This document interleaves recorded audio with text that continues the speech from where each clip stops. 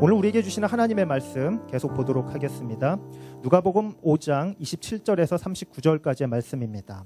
누가복음 5장 27절에서 39절까지의 말씀, 제가 한 절, 여러분이 한 절 돌아가면서 읽도록 하겠습니다. 제가 먼저 읽겠습니다. 이 일 후에 예수께서는 밖으로 나가 레위라는 세리가 세관에 앉아 있는 것을 보고 말씀하셨습니다. 나를 따라라. 그러자 레위는 그 자리에서 벌떡 일어나 모든 것을 버려두고 예수를 따랐습니다. 레위는 예수를 위해 자기 집에서 큰 잔치를 열었습니다. 많은 세리들과 다른 사람들이 그들과 함께 음식을 먹고 있었습니다. 그러자 바리새파 사람들과 그들의 율법 학자들이 예수의 제자들을 비방했습니다. 당신들은 어찌해서 세리들과 죄인들과 함께 어울려 먹고 마시는 거요? 예수께서 그들에게 대답하셨습니다. 건강한 사람에게는 의사가 필요 없고 병든 사람에게만 의사가 필요하다. 나는 의인을 부르러 온 것이 아니라 죄인을 불러 회개시키러 왔다. 그들이 예수께 말했습니다. 요한의 제자들은 자주 금식하고 기도하며 바리새파 사람들의 제자들도 그렇습니다. 그러나 당신의 제자들은 항상 먹고 마십니다. 예수께서 대답하셨습니다. 너희 같으면 신랑이 함께 있는 동안 초대받은 사람들을 금식하도록 하겠느냐. 그러나 신랑을 빼앗길 날이 올 것이다. 그때가 되면 그들도 금식할 것이다. 예수께서는 그들에게 이런 비유를 들려주셨습니다.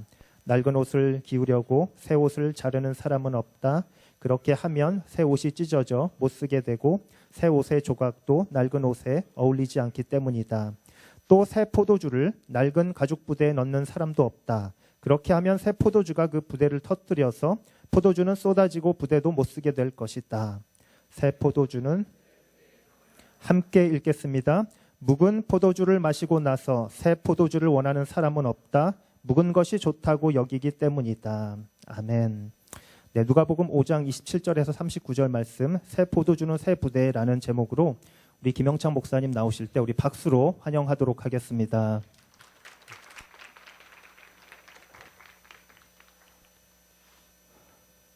할렐루야. 네, 우리 함께 인사하겠습니다. 할렐루야. 네, 날씨가 좀 많이 풀린 것 같습니다. 날씨가 풀렸지만 우리 마음은 아직도 얼어 있는 것 같은데, 어깨를 펴고 가슴을 활짝 펴고 하나님께 즐겁게 또 기쁘게 활기차게 예배할 수 있는 우리 길공동체 되어지기를 간절히 소원합니다. 내가 그대의 이름을 불러주기 전에는 그는 다만 하나의 몸짓에 지나지 않았다. 내가 그대의 이름을 불러주었을 때 그는 나에게로 와서 꽃이 되었다. 이 시는 한국 사람이라면 누구나 한 번쯤 들어보았을 만한 그러한 시죠. 김춘수 시인의 꽃이라는 시입니다. 이름을 불러주기 전에는 하나의 몸짓에 지나지 않았지만 이름을 불러주었을 때 꽃이 되었다는 내용, 이 내용을 우리는 너무나 잘 알고 있습니다. 사실 이 꽃이라는 시를 여러분에게 말씀드린 것은 사람은 누군가는 나를 알아주었으면 하는, 나를 알고 있었으면 좋겠다라는 생각을 누구나 가지고 있기 때문에 그것에 대해서 좀 잠깐 이야기하려고 이 시를 읊어드렸습니다. 나를 많은 사람 가운데 그 어떤 사람이 많은 사람 가운데 한 사람이 아니라 나를 특별한 존재로, 특별한 관계로 나를 알아주기를 원하는 것이, 알아주기를 바라는 것이 모든 사람의 어떻게 보면 소망이죠. 이봐요, 저기요, 이렇게 불리는 것보다 자신의 이름의 석자가 불릴 때 너무나 좋더라고요. 저도 최근까지 전도사로 불렸었는데 지금은 목사로 불리고 있습니다. 근데 지금도 전도사라는 이름을, 이 명칭을 들으면 저도 모르게 고개를 돌리곤 합니다. 사람이 무엇으로 불리느냐에 따라서 자기의 어떤 가치가, 또 자기의 존재가 규정되어지기 때문에 그렇죠. 또 한 가지 또 이야기를 하면 게리 체프먼이라는 사람이 쓴 5가지 사랑의 언어라는 책이 있습니다. 여러분들이 보시기에 저에게 있어서 저의 사랑의 언어는 무엇일 것 같습니까? 예? 영적으로 얘기해 주세요. 예. 영적으로, 이게 굉장히 영적으로 생겼잖아요. 저의 사랑의 언어는 무엇이겠습니까? 네? 네, 제가 원하는 거 하나도 안 나왔어요. 네, 어떤 분은 굉장히 육적으로 보시고 스킨십하고 이야기하시는 분도 계시고, 또 어떤 분은 저의 체력을 보시고 봉사라고 이야기하시는 분도 계시지만, 제 일의 사랑의 언어는 인정하는 말입니다. 비록 내가 잘하지 못한다 할지라도 제가 어떤 일을 하였을 때 그래 수고했어, 고생했어, 잘하였다, 이러한 이야기를 하면 저에게는 저의 낮은 자존감이 올라가고 저의 낮은 자존심이 업그레이드 되는 것을 저는 종종 느끼곤 합니다. 또는 그것이 제가 살아가는 이 삶의 때로는 원동력이 되고는 합니다. 그런데 이것은 저뿐만이 아니라 거의 대부분의 남성들은 스킨십이 아니라 인정하는 말이 거의 대부분의 제 일의 사랑의 언어라는 것을 우리 자매들이 잘 알았으면 좋겠어요. 혹시 마음에 드는 형제가 있다, 그러면 지체하지 말고 계속해서 인정해 주십시오. 아, 너의 머리가 너무나 커서 잘 보인다. 너무나 잘 보인다. 멀리서도 너를 알아볼 수 있다. 그 머리 정말 어디서 나는지 모르지만 정말 좋다. 너의 떡 벌어진 어깨 너무 좋다. 뭐 이런 인정해 주는 말, 칭찬해 주는 말을 계속 해 주십시오. 그럴 때 하나의 몸짓에 지나지 않는 그가 아마 여러분들에게 와서 꽃이 될 것이라고 저는 그렇게 생각합니다. 그냥 하나의 몸짓이 아니라 정말 그것을 지나서 의미 있는 관계, 존재의 의미를 가지고 있는 그런 관계가 될 것이라고 저는 생각이 되어집니다.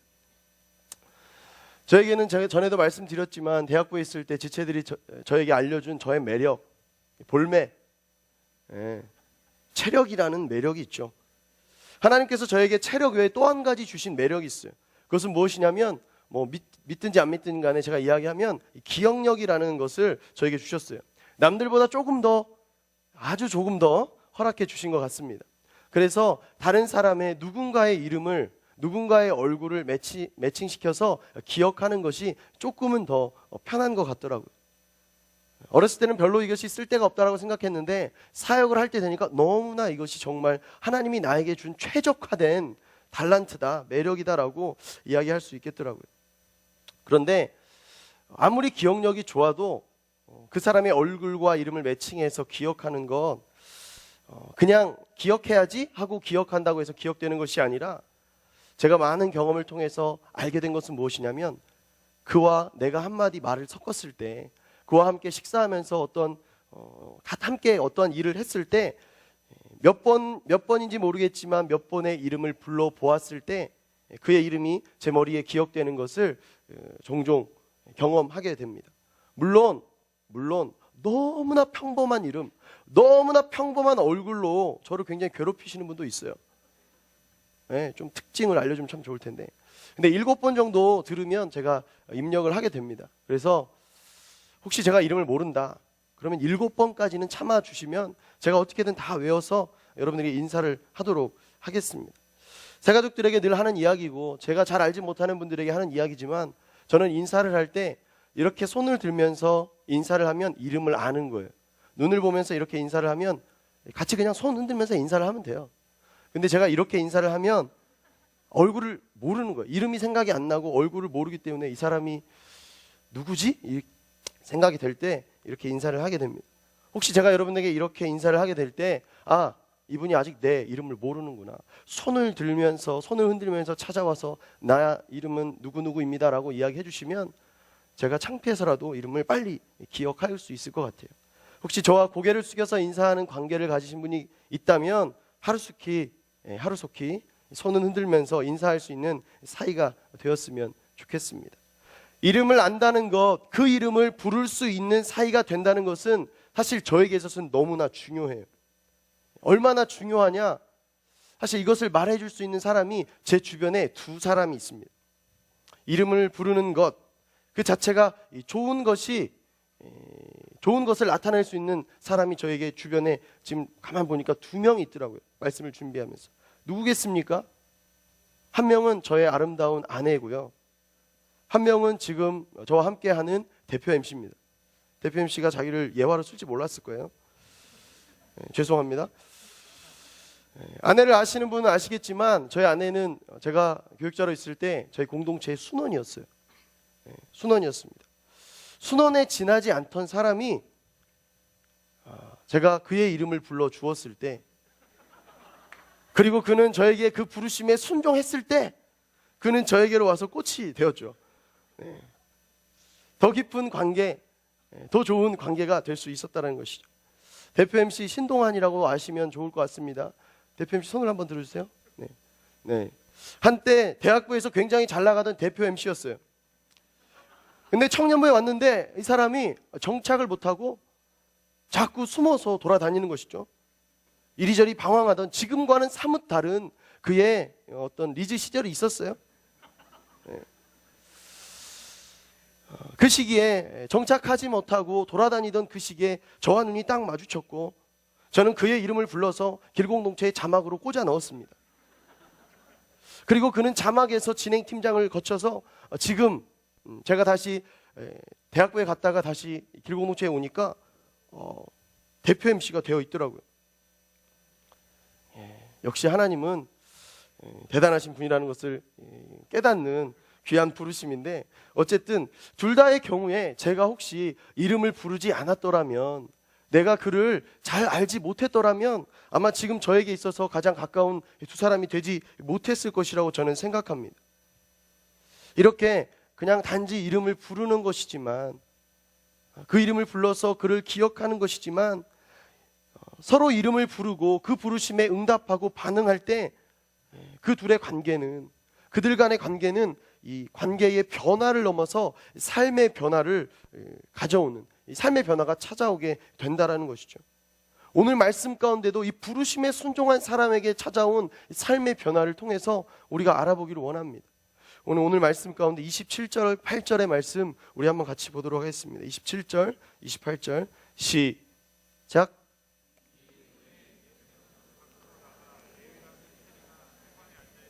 보고 말씀하셨습니다. 나를 따라라. 그러자 레위는 그 자리에서 벌떡 일어나 모든 것을 버려두고 예수를 따랐습니다. 본문의 말씀에서 레위라는 세리가 예수님의 부르심에 반응해서 움직였을 때 그 예수님의 부르심에 순종하여서 제자가 된 후에 이 제자가 된 일을 지금 이 사건을 우리가 알 수가 있습니다. 사실 오늘 말씀 가운데 이 레위는 예수님이 부르셨을 때 자기 집에서 이제 큰 잔치를 베풀면서 이 이야기가, 오늘의 본문이 전개가 되죠.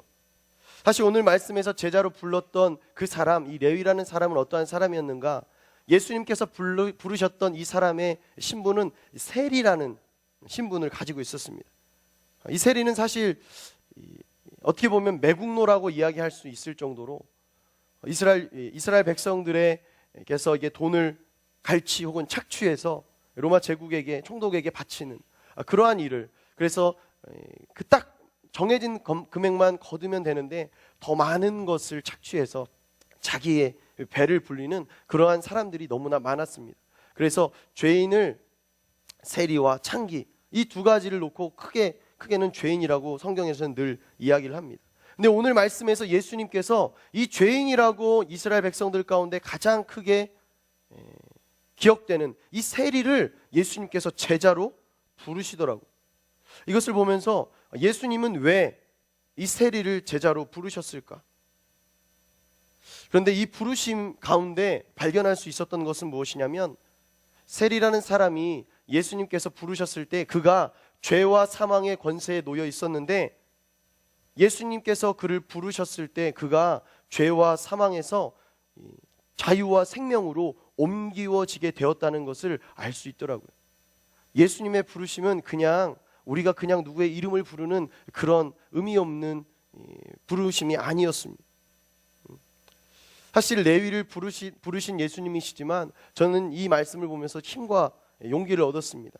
무엇 때문에 그랬냐면, 이 부르심은 레위에게, 오늘의 말씀에 나오는 레위에게만 속한 부르심이 아니라 오늘을 살아가고 있는, 현재를 살아가고 있는 우리를 향한 예수님의 부르심이기도 하기 때문에 그렇죠.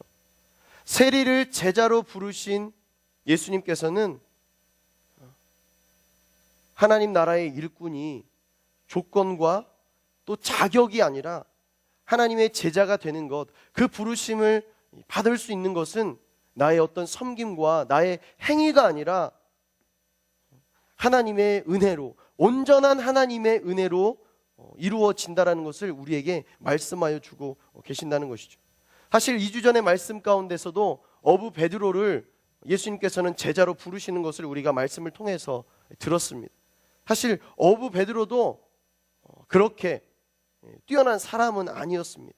그런데 예수님께서 그의 실패의 순간, 빈 배, 빈 그물의 그 순간에 찾아가셔서 그를 픽업하시더라고요. 사실 성공한 사람에게 가서 나와 함께 해달라고 많은 사람들이 그렇게 이야기하는 것이지, 실패한 사람에게 찾아가서 그에게 나와 함께 해달라고 이야기하는 사람은 상식적으로는 없다라는 것이죠.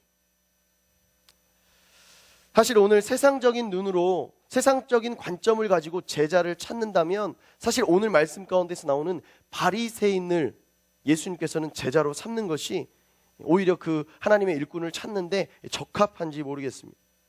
그런데 분명한 것은 예수 그리스도의 계획은, 하나님의 계획은, 하나님의 그 시선과 하나님의 관점은 세상의 그것과는 전혀 다르다는 사실이죠.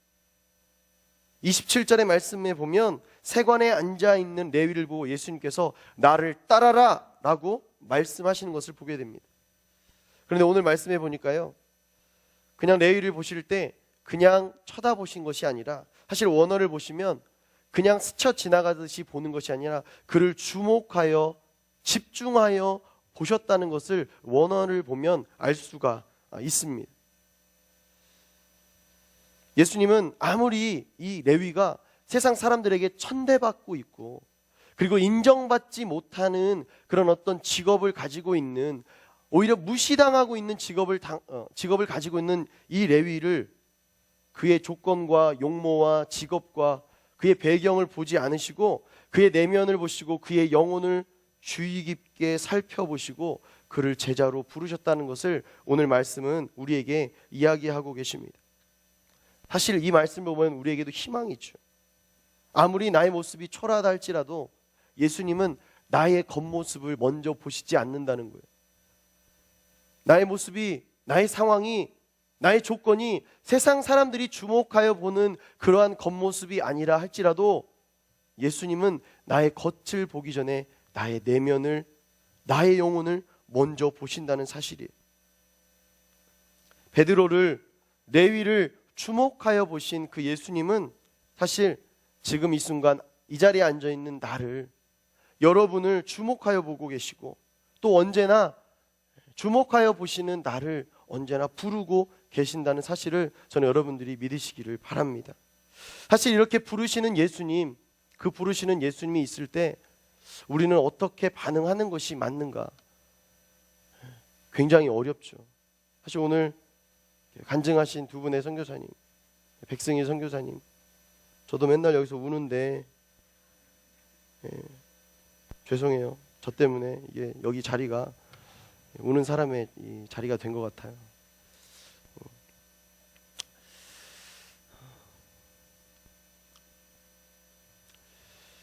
부르심을 우리가 확신하고 그것에 반응하는 것이 너무나 어렵죠. 선교사들도 이것이 나를 향한 확실한 부르심이 맞는가 늘 헷갈려요. 그리고 여러분들도 누군가를 만날 때, 형제는 자매를, 자매는 형제를 만날 때 늘 상담하는 것은 그거예요. 하나님께서 말씀하시는 그 이가 바로 그 이입니까? 몰라요. 저한테 물어봐도 몰라요. 그냥 기도할 따름이에요. 하나님 콩꺼풀이 벗겨지게 해주시고 이 사람을 향해서 헌신할 수 있는 마음을 달라고 기도할 뿐이에요. 부르심은 늘 있지만 사실 그것에 대한 확신은 갖기가 굉장히 어렵다는 것이죠.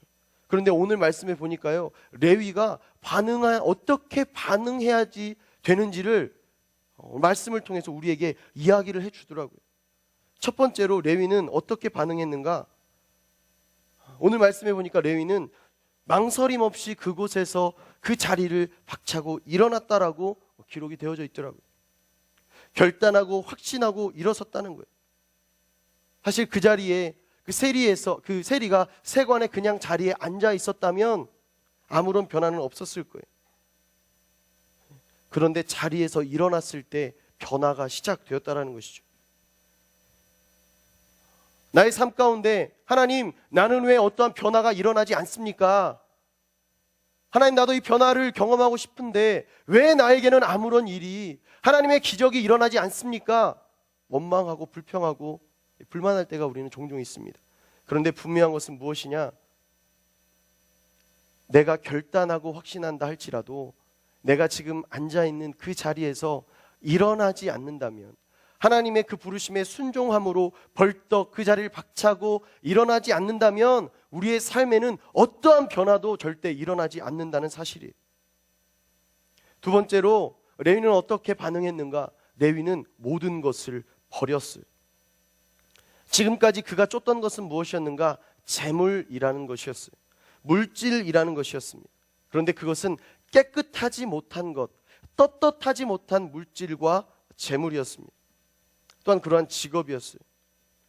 그는 돈을 벌고자 하는 욕망, 그거 하나로 모든 민족들이 그에게 손가락질을 하고 그를 멸시하고 천대함에도 불구하고 그 세리라는 것을 놓지 못하고 있었어요. 붙들고 있었죠. 그런데 그것을 붙들고 있는 이 레위에게 예수님께서 찾아오셔서 말씀하시는 거예요. 나를 따르라고, 나를 따르라고. 재물에 자신의 시선을 고정시켜 두고 있었던 이 레위가 예수님의 그 부르심을 듣고 그가 선택한 것, 모든 것을 버리고 재물에 고정되어 있었던 그의 시선을 예수님께로 고정하기 시작했어요. 혹시 여러분, 나의 인생 가운데 버리지 못한 것이 있다면 버리실 수 있는 여러분들이 되었으면 좋겠어요. 고정되어 있다면 절대 예수님을 따를 수 없습니다. 예수님이 아니라 다른 것에 나의 마음이 고정되어 있고 나의 시선이 고정되어 있는데 어설프게 일어나서 예수님을 따라갈 때 그것은 축복이 아니라 재앙이 되는 것입니다. 그것은 어떠한 기적이 일어나는 것이 아니라 사고가 일어나게 되어 있다는 거예요.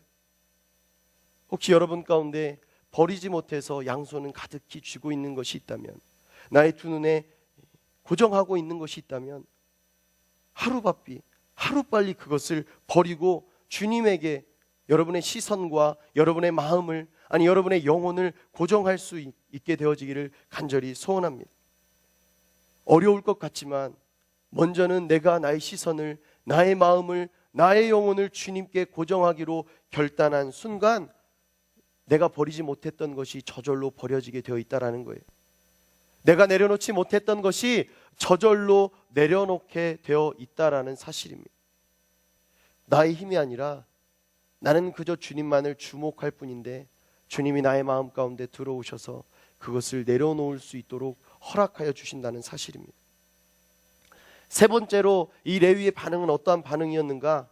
바로 일어나서 버린 후에 예수님을 쫓은 것을 알 수가 있습니다. 단지 자리에서 일어난 것으로, 단지 내가 가진 것을, 내가 고정하고 있는 것을 버린 것으로 끝난 것이 아니라 이 레위는 예수님을 쫓았다라는 사실이에요. 제가 좋아하는 말씀 가운데 한 구절인데요, 누가복음 9장 62절에 보면 이러한 말씀이 나와 있어요. 누구든지 쟁기를 잡고 뒤를 돌아보는 사람은 하나님 나라에 적합하지 못하다. 여러분, 미련을 가지고 있는 것에서 그것을 내려놓고 앞에 계신 주님을 바라보아야 하는 것입니다. 표대 대신 예수님을 바라보아야 하는 거예요. 내가 바라보아야 할 것을 바라보지 못할 때, 바라보고 나아가야 하는데 나아가지 못할 때 문제는 생기게 되어 있다는 거예요. 어려움은 생기게 되어 있다는 거예요. 제가 예전에 결혼하기 전에 솔로의 시절을 굉장히 길게 가졌던 적이 있어요. 한 3년 정도를 이렇게 저의 연애 세포가 다 죽어버렸던 적이 있어요. 그때 같이 사역하는 전도사님, 목사님 계셨는데 그 형님에게 제가 여쭤봤어요. 결혼한 지 한 1년쯤 되신 형님이었는데 제가 여쭤봤어요. 형님은 결혼하신 형수님이 첫사랑이십니까? 아니다. 그렇군요. 그러면 혹시 결혼은 하셨지만 형님의 첫사랑이 기억난다거나 이 직전, 결혼하시기 직전에 어떤 여자친구가 생각나시지 않습니까? 제가 궁금했어요. 그냥 인간적으로 정말 궁금했어요. 왜냐하면 제가 차인 지 얼마 안 됐었기 때문에 굉장히 이게 궁금해서 이게 물어봤습니다. 물어봤더니 형님이 하시는 대답은 어떠한 말씀이었냐면 절대 생각나지 않는다라고 이야기하는 거예요. 그때는 할렐루야. 그때는 그 말을 이해하지 못했어요. 그래도 그렇지. 1년, 2년의 시간을 같이 보낸 여자친구가 생각이 안 난다는 것이 이게 상식적으로 말이 되냐. 근데 제가 결혼을 해보니까 알게 되더라고요. 생각나지 않아요. 예전 여자친구가 생각나지 않는다고요. 혹시 저희 아내를 만나면 꼭 이야기해 주십시오. 저희 아내가 잘 못 믿어줘요. 근데 진짜 그래요. 진짜 생각나지 않습니다. 왜? 지금이 너무 좋은데 왜 예전 것이 생각이 나겠습니까? 지금의 나의 와이프가 너무나, 아내가 너무나 좋은데 왜 예전 사람이 생각나겠냐는 거예요. 또 생각난다 한들 뒤돌아보고 싶은 마음은 절대 생기지 않는다는 거예요. 혹시 뒤돌아볼까? 생각은 들 수 있겠죠. 근데 뒤돌아보는 순간 사고가 나게 되어 있다는 거예요. 저는 사실 이 복음도 나의 믿음도 나의 생활도 그렇다라고 생각합니다. 사실 지금 여러분 신앙생활 하고 있지만 신앙생활 하기 전에 이전의 나의 모습이 생각난다면, 예전의 나의 옛 모습이 생각난다면 현재 나에게 주어진 복음을 내가 완전히 완벽하게 만끽하고 있는가? 이 복음의 기쁨에 내가 완전히 사로잡혀 있는가? 그것을 늘 점검해 봐야 된다는 사실이에요. 이미 나는 새 사람이 되었고 예수님을 경험했는데 아직도 옛사람이 생각나고 옛것이 기억난다면 더욱 기도해야 되는 거예요. 더욱 기도해야 되는 거예요. 그것은 영적인 간음이에요. 영적인 간음입니다. 영적인 불륜이에요. 저는 여러분들이 옛것을 기억하지 않는 사람이 되어지기를 간절히 소원합니다. 이 땅을 살아갈 때 하늘의 기쁨을 맛보는 인생이 되어지기를 간절히 소원합니다. 또한 삶의 열매로 하늘의 것을 맺고 살아가는 인생이 되어지기를 간절히 소원합니다. 절대 뒤돌아보지 마십시오. 옛것을 기억하지도 말고 생각하지도 말고 절대 뒤돌아보지도 마십시오. 우리 29절부터 32절의 말씀 우리 한번 같이 보겠습니다. 29절부터 32절까지 시작. 다시 안돼 다시 시작. 레위는 예수를 위해 자기 집에서 큰 잔치를 열었습니다. 많은 세리들과 다른 사람들이 그들과 함께 음식을 먹고 있었습니다. 그러자 바리새파 사람들과 그들의 율법학자들이 예수의 제자들을 비방했습니다. 당신들은 어찌해서 세리들과 죄인들과 함께 어울려 먹고 마시는 거요? 예수께서 그들에게 대답하셨습니다. 건강한 사람에게는 의사가 필요 없고 병든 사람에게만 의사가 필요하다. 나는 의인을 부르러 온 것이 아니라 죄인을 불러 회개시키러 왔다. 오늘 말씀을 보니까요, 예수님을 완전히 따르기로 고백하고 버리고 일어났던, 쫓았던 이 레위가 무엇을 했는가? 예수님을 위한 연회를 베풀게 되었더라고요. 잔치 자리를 베풀게 되었습니다. 그런데 이 잔치를 왜 벌렸을까? 왜 벌렸을까? 곰곰이 생각해 봤어요.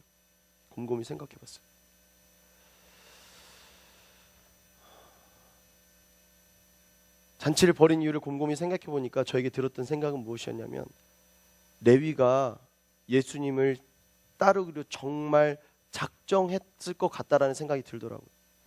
이제는 과거에 함께 알고 지냈던 모든 사람들을 다 초청해가지고 다 불러놓고, 나는 이제 예수님의 사람, 나는 그를 따르는 사람, 너희들과는 이제 say goodbye, 송별회를 하고 있는 것 같더라고요.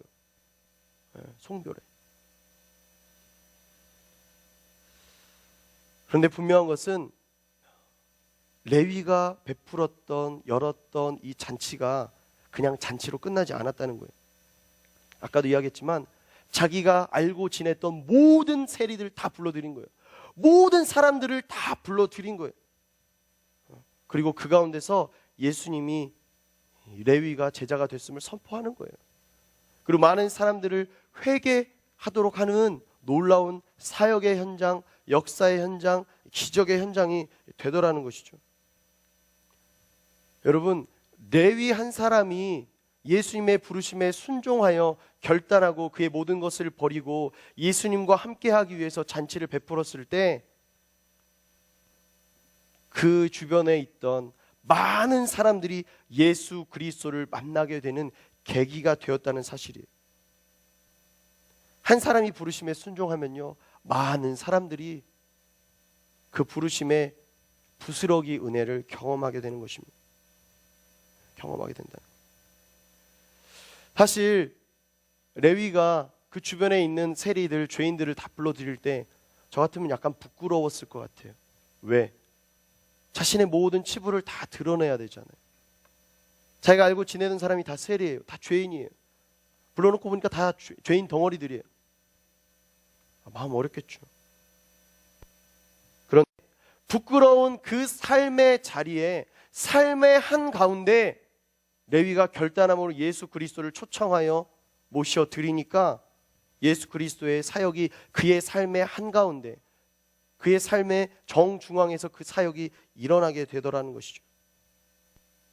혹시 여러분의 인생의 한가운데서 예수 그리스도의 기적이 일어나지 않습니까?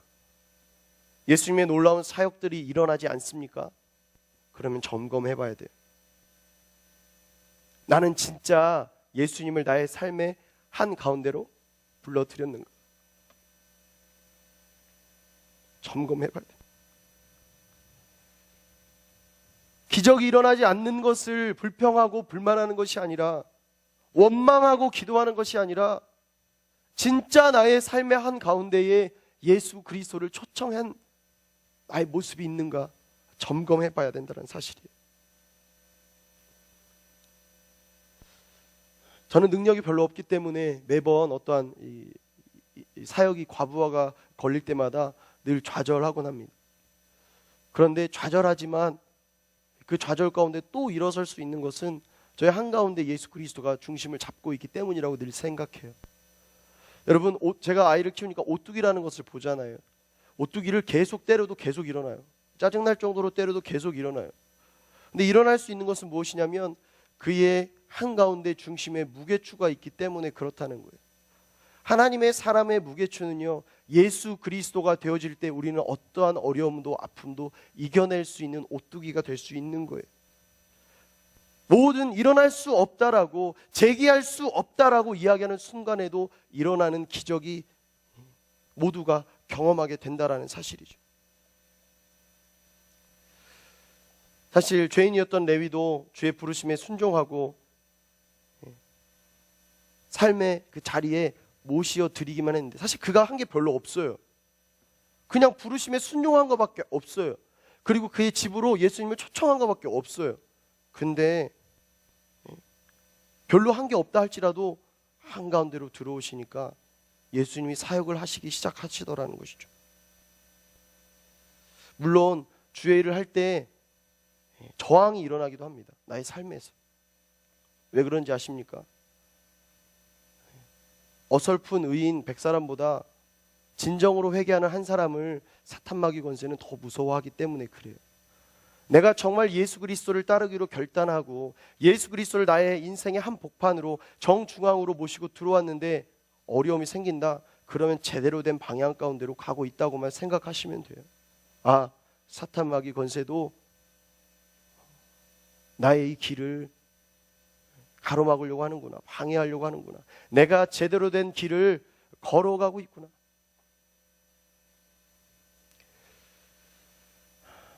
오늘 말씀에 근데 우리가 걱정할 필요가 없는 것은, 오늘 말씀에 예수님이 이 레위의 집에 들어갈 때 제자들과 함께 갔거든요. 근데 바리새인과 서기관들이 와서 누구를 공격하냐면 예수 그리스도를 공격하는 것이 아니라 예수님 옆에 쭉 들어서 있었던 예수님의 제자들에게 이야기를 하는 거예요. 당신들은 어찌하여 세리들과 죄인들과 함께 어울려 먹고 마시는 거요? 시비를 걸기 시작하는 거예요. 아니, 그냥 나는 예수님 따라왔을 뿐인데요, 변명하고 싶고 나는 모르겠어요. 그냥 예수님 와가지고 왔는데요. 바리새인과 서기관들이 공격하기 시작하는데 오늘 말씀에 보니까요. 제자들이 그들에게 답변하고 그자들에게 반응하는 것이 아니라 31절의 말씀 보니까 예수께서 그들에게 대답하셨습니다 라고 기록이 되어져 있더라고요. 우리가 제대로 된 방향에 가고 있다면, 예수님이 우리의 한가운데 들어와 계신다면 우리가 걱정할 필요가 없는 것은 내가 어려움에 당하고 있을 때 예수님이 그 어려움을 친히 몸소 막아주신다는 사실이에요. 나의 힘으로는 막을 수 없지만, 나의 언변으로는 그것을 답변하기 어렵지만 예수님이 친히 막아주신다는 거예요. 예수님. 내가 예수님만 나의 마음 가운데 모시어 드리기만 한다면, 예수님을 나의 삶의 한가운데로 초청하기만 한다면 내가 지금까지 힘써서 살아왔던 나의 인생이 예수님이 나를 대신해서 싸워주시는 인생이 된다라는 사실입니다. 저는 여러분들이 제자들과 같은 자들이 되어지기를 간절히 소원합니다. 예수님을 모셔드리고 주의 곁에 서 있는 자들이 되어지길 간절히 소원합니다. 그것이 힘들고 어려워요. 진리를 붙잡고 서 있다는 것이 비진리들의 공격을 받을 수밖에 없습니다. 그렇지만 힘들다고 지친다고 그것을 놓아버리는 것이 아니라 예수님 곁에 서 있는 사람이 정말 올바른 길을, 편한 길을 가는 사람이라는 사실입니다. 마태복음 11장 28절부터 30절의 말씀 보면, 수고하고 무거운 짐진 모든 사람은 다 내게로 오라. 내가 너희를 쉬게 할 것이다. 예수님은 말씀하시는 거예요. 수고했느냐, 무거운 짐을 지고 있느냐, 내게로 와라. 내가 너희를 가볍게 해주겠다고, 더 가벼운 것을 너에게 주겠다고 말씀하십니다. 우리 가운데 어려움이 있다면 더욱 주를 붙들어야 합니다. 더욱 주와 친밀해져야 됩니다. 더욱 주와 가까이 할 때 우리의 어려움은 사라지는 거예요. 우리의 괴로움과 아픔은, 고통은 사라지게 되어 있다라는 사실입니다. 우리 33절부터 39절의 말씀 우리 한번 같이 보겠습니다. 33절부터 39절 시작. 기도하며 바리새파 사람들의 제자들도 그렇습니다. 그러나 당신의 제자들은 항상 먹고 마십니다. 예수께서 대답하셨습니다. 너희 같으면 신랑이 함께 있는 동안 초대받은 사람들을 금식하도록 하겠느냐? 그러나 신랑을 빼앗길 날이 올 것이다. 그때가 되면 그들도 금식할 것이다.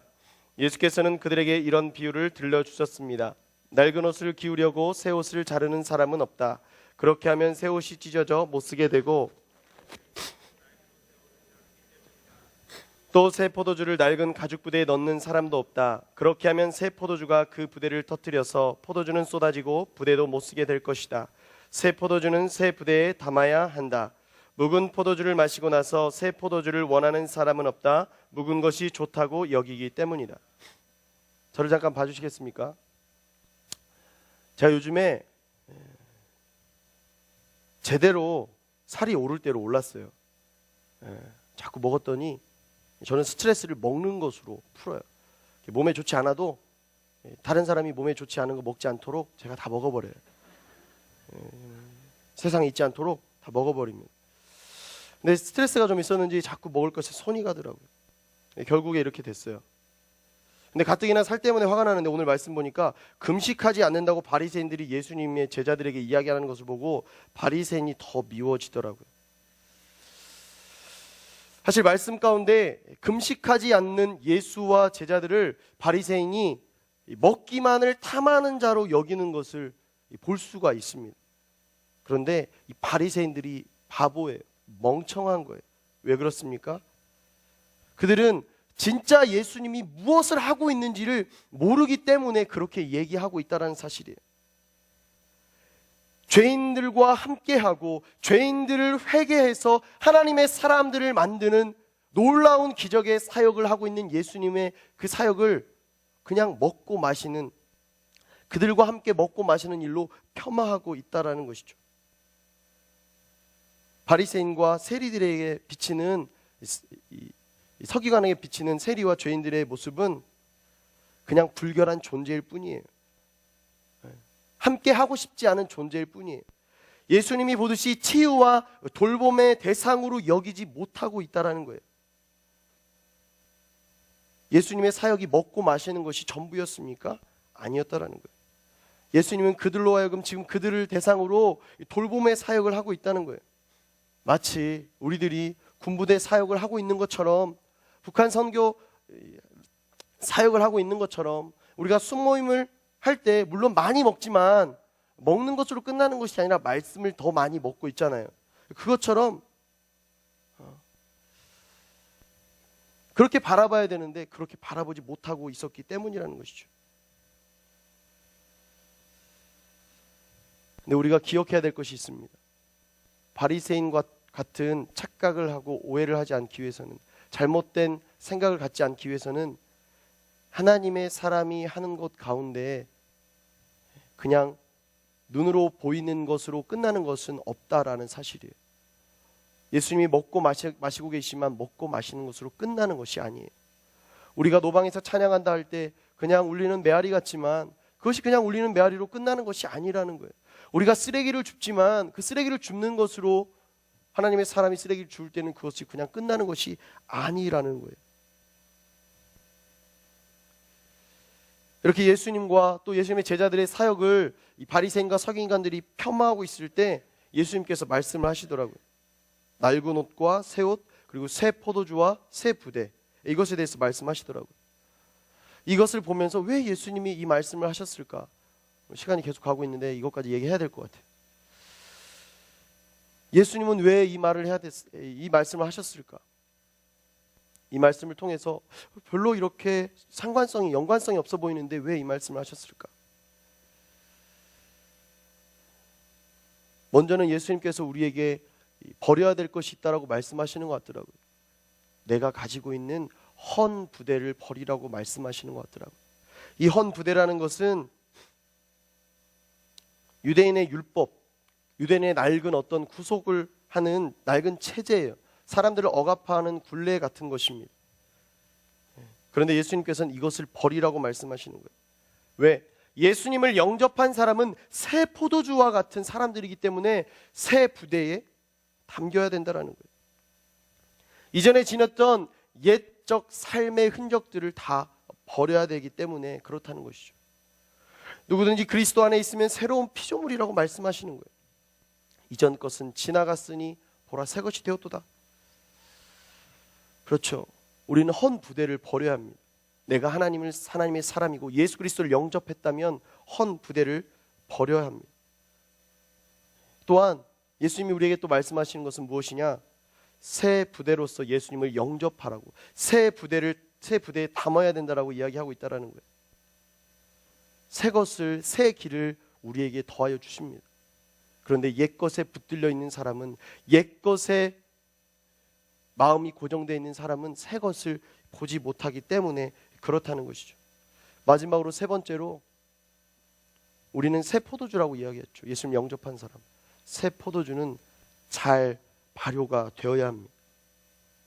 새 부대에 새 포도주를 담아야 되는 이유는, 새 포도주는 그 부대 안에서 발효가 되기 시작하면서 이산화탄소가 발생되면서 이게 팽창하기 시작하거든요. 근데 이 낡은 부대는 그것을, 압력을 견디지 못해서 터져버리기 때문에 그렇다는 거예요. 저는 우리들이 새 포도주가 되었으면 좋겠습니다. 왜 새 포도주가 되라고, 새 부대에 담으라고 예수님 이야기할까? 곰곰이 생각해 봤어요.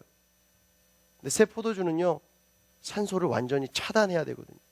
제대로 발효가 되려면 산소를 차단해야 되거든요. 우리를 새 포도주로 부르신 예수님은 우리가 세상 가운데 완전히 구별되어야 한다라는 것을 말씀하시는 것 같더라고요. 구별되고 성별된 삶을 살아야 한다. 완전히 새로운 모습으로 변화될 때까지 너희를 거룩하게 구별해야 된다라고 말씀하시는 것 같더라고요. 혹시 한 발은 이곳 낙산관에 발을 딛고 있으면서 또 한 발은 또 세상의 어느 곳에, 여러분의 마음을 두고 있는 곳에 내딛고 있진 않습니까? 그런데 진정한 맛이 좋은 혼인잔치에 쓰일 수 있는 극상품 포도주가 되기 위해서는 세상으로부터 완전히 구별되고 단절되고 거룩하게 성별되어야 한다라는 사실입니다. 새 포도주 담는 것 어렵죠. 어렵습니다. 굉장히 어렵더라고요. 제가 주석책을 찾아보면서 굉장히 어렵다는 걸 봤어요. 곤충이 들어가면 안 되니까 이렇게 채에 몇 번을 걸러서 이 가죽 부대에 담는 것을 이야기해 주더라고요. 굉장히 어렵습니다. 그런데 어려워도 힘들어도 예수님이 새 포도주가 되라고 말씀하시면 새 포도주가 되는 것이 우리의 소명이라는 거예요. 사명이라는 것입니다. 지금까지 옛 것을 버리지 못해서, 옛 부대를 버리지 못해서, 옛 모습을 버리지 못해서 새 것이 되었지 못했다면 지금부터라도 새로운 포도주가 되는 여러분들이 되었으면 좋겠습니다. 새 부대를 준비하실 수 있는 여러분들이 되어지기를 간절히 소원합니다. 그래서 정말 예수님의 혼인잔치에 우리를 사용하실 수 있도록 잘 준비된 포도주로 주님께 올려드릴 수 있는 여러분의 인생이 되어지기를 간절히 소원합니다. 이 시간 우리 기도하며 나아갑시다.